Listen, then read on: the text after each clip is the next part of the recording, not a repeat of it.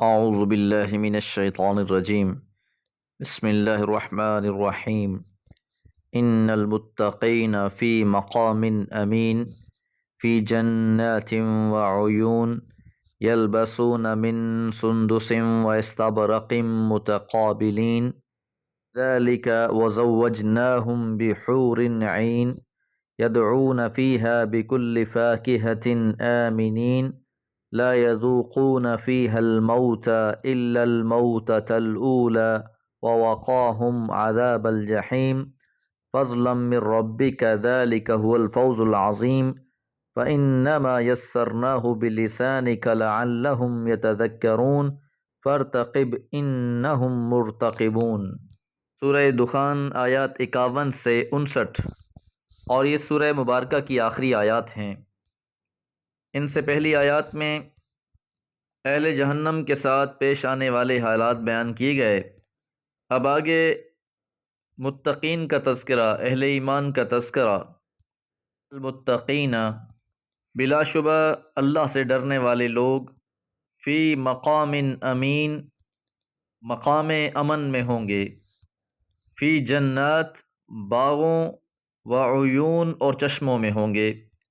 اہل جہنم کو تو جہنم میں گھسیٹا جا رہا ہوگا، جبکہ تقوی اختیار کرنے والے، اللہ سے ڈرنے والے لوگوں کا مقام مقام امن ہوگا۔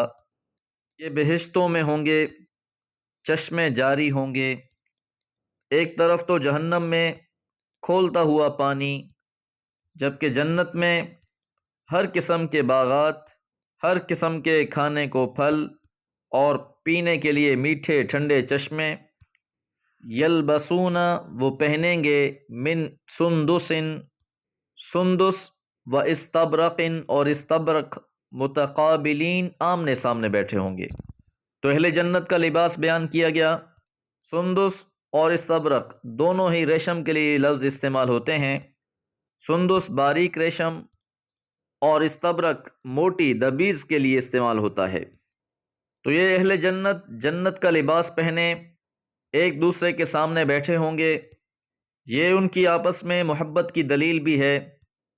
یہ وہ لوگ ہیں کہ جن کا تعلق دنیا میں بھی خیر پر مبنی تھا، اور اسی خیر کی وجہ سے آج یہ جنت میں بھی جمع ہیں، اپنے دوستوں یاروں کے ساتھ، گھر والوں کے ساتھ، عزیز و اقارب کے ساتھ۔ جس سے ملنے کی تمنا ہوگی اس سے ملاقات ہو جائے گی، اور اگر خدا نخواستہ اپنوں میں سے کوئی جنت نہ پہنچا تو اس کا ٹھکانہ بھی جہنم میں دکھلا دیا جائے گا۔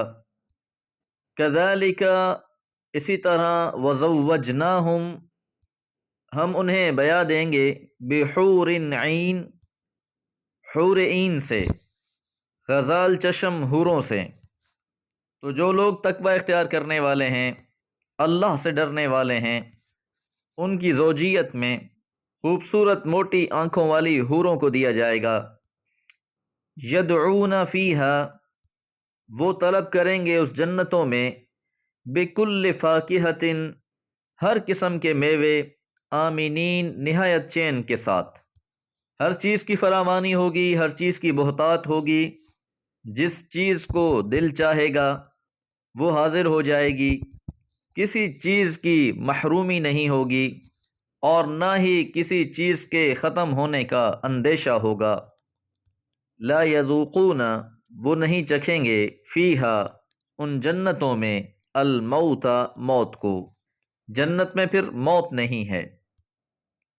پیغمبر علیہ الصلوۃ والسلام نے فرمایا، جب جنتی جنت میں چلے جائیں گے اور جہنمی جہنم میں، موت کو ایک مینڈے کی شکل میں لایا جائے گا اور ذبح کر دیا جائے گا، یعنی موت کو بھی موت دے دی جائے گی، اس کے بعد کسی نے نہیں مرنا۔ اہل جنت اس منظر کو دیکھ کر خوش ہو جائیں گے کہ اب یہ نعمتیں ہمارے پاس ابدی ہوں گی، جبکہ اہل جہنم کی پریشانی اس منظر کو دیکھ کر اور بڑھ جائے گی۔ الا الموتۃ الاولی، سوائے اس پہلی موت کے، وہ جو دنیا میں ان پر موت آئی تھی، اس سے تو وہ آشنا ہوئے، اب اس کے بعد ان پر کوئی اور موت نہیں آنی۔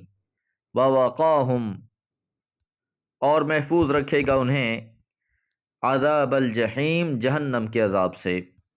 فضلا من ربک، یہ آپ کے رب کا فضل ہے۔ ربک میں ضمیر پیغمبر علیہ الصلوۃ والسلام کی طرف ہے، اور یہ اللہ تعالیٰ کی محبت ہے کہ اللہ تعالیٰ اگرچہ رب العالمین ہے، تمام جہانوں کا رب ہے، لیکن اس موقع پر اللہ تعالیٰ نے اپنی نسبت اپنے پیغمبر علیہ الصلوۃ والسلام کی طرف کی ہے کہ یہ آپ کے رب کا فضل ہے۔ ذالک هو الفوز العظیم، اور یہی فوز عظیم ہے، یہی بڑی کامیابی ہے۔ ومن زحزح عن النار وادخل الجنہ فقد فاز، کہ جس انسان کو جہنم سے بچا لیا گیا اور جنت میں داخل کر دیا گیا، وہی شخص کامیاب ہے۔ تو یہاں پر بھی یہ بات فرمائی کہ اللہ تعالیٰ انہیں جہنم کے عذاب سے بھی محفوظ رکھیں گے، اور یہ آپ کے رب کا بہت بڑا فضل ہے، اور یہی بہت بڑی کامیابی ہے۔